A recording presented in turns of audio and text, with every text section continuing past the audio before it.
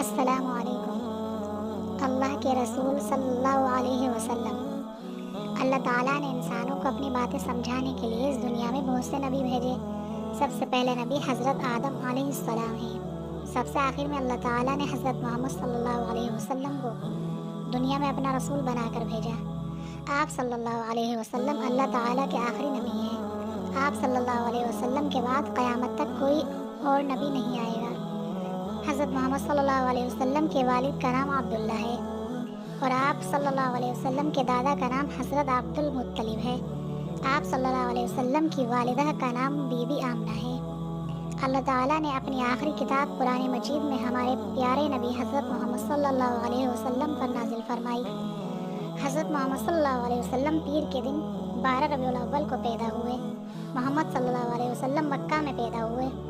ہمارے پیارے نبی صلی اللہ علیہ وسلم 12 ربیع الاول کو 63 سال کی عمر میں مدینہ منورہ میں اس دنیا سے رخصت ہو گئے۔